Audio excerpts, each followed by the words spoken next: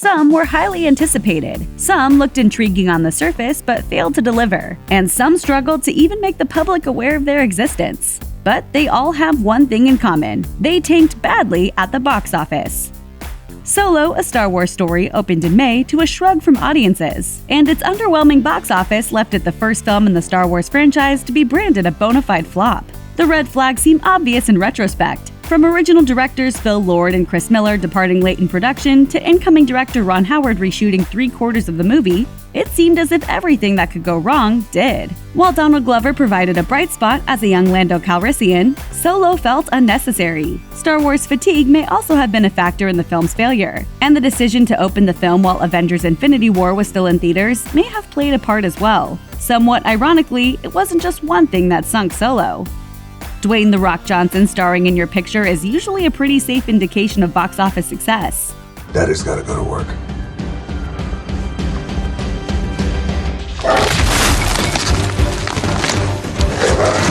Unfortunately, 2018 Skyscraper left audiences supremely uninterested, perhaps due to the fact that the film leaned a little too heavily into its throwback action movie roots. Even critics who were entertained found it to be incredibly derivative. With a $125 million budget and an expensive advertising campaign to match, Skyscraper would have had to do gangbusters overseas to avoid losing money, and it didn't quite manage it. Whether crowds were turned off by the familiar story or experiencing a bit of a rock fatigue, Skyscraper turned out to be a whiff for the magnetic star.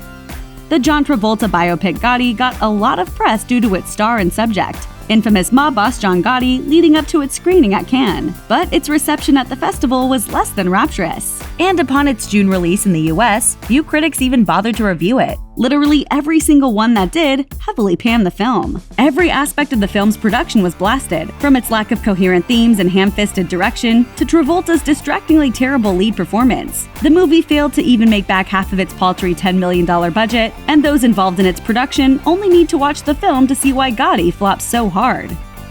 Alpha tells the story of a prehistoric youth who becomes separated from his hunting group and partners up with a lone wolf in order to survive. It's a thrilling, gorgeously shot adventure, but while the film scored with critics, it failed to connect with audiences. With an advertising campaign which seemed to be aimed more squarely at dog lovers than fans of epic adventure, Alpha simply didn't generate the kind of positive word of mouth that it needed. It also had the misfortune of squaring off against Crazy Rich Asians and The Meg, two surprising hits that cleaned up at the box office. Alpha failed to make back its budget domestically, but it seems destined for a robust second life on home video.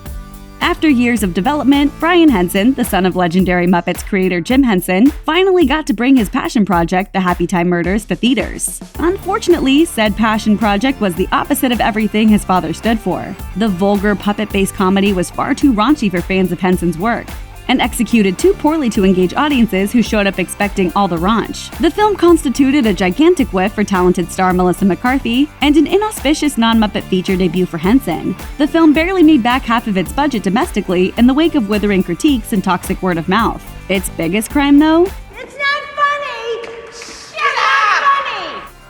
All year long, fans were pumped beyond belief for The Predator, a fresh new entry in the series originated by the 1987 Arnold Schwarzenegger classic Predator. It had a unique spin on the story template, a great cast including Keegan-Michael Key, Thomas Jane, and Olivia Munn, and the sure directorial hand of Shane Black, who, as an actor, appeared in the original film. All the pieces were in place, but a funny thing happened on the way to the multiplex. They forgot to assemble those pieces into a watchable movie. Black & Company seemed to have overestimated the public appetite for the sequel beyond the original's fanbase, and the film itself simply failed to deliver for those that did see it. Aside from being an adaptation of a beloved novel, A Wrinkle in Time encouraged high expectations with a stellar cast and obvious commitment to diversity. It was the first big-budget tentpole film to be directed by a Black woman, Ava DuVernay, and the cast included Mindy Kaling, Reese Witherspoon, and Oprah Winfrey. Unfortunately, audiences simply failed to materialize, and perhaps due to lukewarm critical response, the usual young adult crowd declined to turn out as well. The film's convoluted marketing certainly didn't help matters, confusing audiences unfamiliar with the source material's complicated plot. Overall, A Wrinkle in Time took in just over $100 million domestically, and it didn't fare much better overseas. Action Point had an absolutely golden premise. Based on a notoriously dangerous real-life New Jersey theme park, the film starred Johnny Knoxville of Jackass fame as the irresponsible owner of Action Point. Featuring plenty of actual stunts from its seasoned performers, the film promised lowbrow belly laughs along the lines of the Jackass film series. However, fans found the theme park narrative to be awkwardly grafted onto what seemed like another Jackass movie. Worse, even though Knoxville practically killed himself making the movie, the stunts were seen as uninspired, and the laughs were few and far between. Action Point's poor execution was its doom. Action Point struggled to make back even a quarter of its budget, leading to the very real possibility that we've seen Johnny Knoxville grievously injure himself for our amusement for the last time. Despite not being a sequel, reboot, or adaptation, the Hurricane Heist looked like guaranteed dollar signs due to its high concept and directorial pedigree. Director Rob Cohen gave us the original Fast and the Furious and XXX, both high-octane, stunt-heavy films, which bloomed into surprisingly profitable franchises. The plot follows a band of thieves who try to rob the US Mint during a Category 5 storm, and the film appeared to be a welcome throwback to the intense, die-hard-esque thrillers of yesteryear. Unfortunately, the Hurricane Heist threw back just a bit too hard. Well, this hurricane can change people from alive to dead, so we gotta go. Yeah, I've seen him before, brother. Reviews skewered the movie for being ridiculously derivative, full of plot holes, and poorly shot. Audiences stayed away in droves. The movie failed to break $1 million on its opening day and finished its theatrical run with a return of barely $6 million on a budget 6 times that.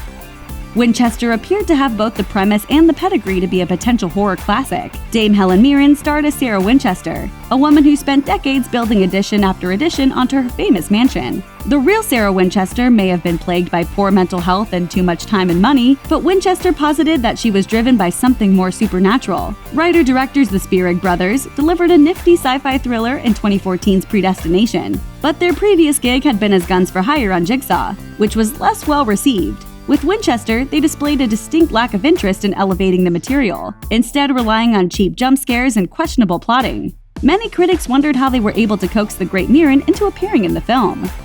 Hotel Artemis is a futuristic sci-fi thriller boasting a cast that any first-time feature director would trade a pinky for.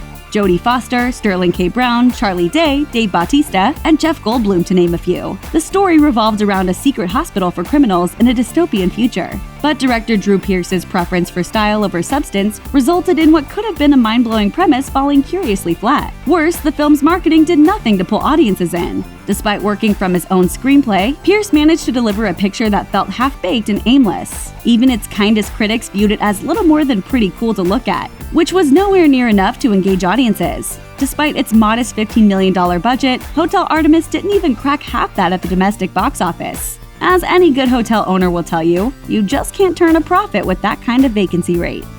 Annihilation, based on the acclaimed novel of the same name, is by most accounts a very good film. Natalie Portman heads up an amazing cast alongside Oscar Isaac and Tessa Thompson. The film's heady premise and assured direction by director Alex Garland won over critics, but audiences responded with surprising indifference. I don't know where it was or what it was. How is that possible? Movies aimed at adults have struggled in recent years, and Paramount may have exacerbated this problem by striking a deal for Annihilation's international rights with Netflix before release. The film dropped on Netflix around the time of its theatrical release in virtually every market except North America and China, severely cutting into its overseas profitability. The film failed to make back its $40 million budget, but considering all the rave reviews, everyone who took a pass at the theater will almost certainly catch it eventually. On Netflix. NBC's This Is Us has become one of network television's breakout hits of the last few years. So it stood to reason that the melodramatic, family-oriented formula could translate to success on the big screen as well. At least that was Amazon Studios' thinking. They recruited series creator Dan Fogelman to write and direct Life Itself, a similarly themed feature with an all-star cast, including Olivia Wilde, Oscar Isaac, and Antonio Banderas. However, Life Itself struggled to a $4.1 million domestic gross, which can only partially be chalked up to absolutely brutal reviews. Critics who caught its debut at the Toronto International Film Festival ripped it to bits, and audiences completely ignored the film. For his part, Fogelman blamed its failure on critics who didn't understand the film, rather than take responsibility for his almost comically tragic, over-the-top misfire. Medieval epics are notoriously hit and miss, and the latest big-screen iteration of Robin Hood was far more miss than hit. Critics savaged the film for its forced edginess, winking anachronisms, and emphasis on spectacle, none of which would have mattered if the film had hooked audiences. But they were a little busy the weekend of its release, flocking to see Ralph Breaks the Internet and Creed 2, two eagerly anticipated sequels. When the dust cleared, Robin Hood failed to scrape together even half of its budget domestically. The film's aggressive marketing campaign probably didn't help matters, as it seems audiences simply found no purpose in an overly edgy take on a tale that Hollywood has been telling for over a century. The $100 million film is one of the biggest money losers of the last couple years. Ironically, it seems like Robin Hood missed the mark.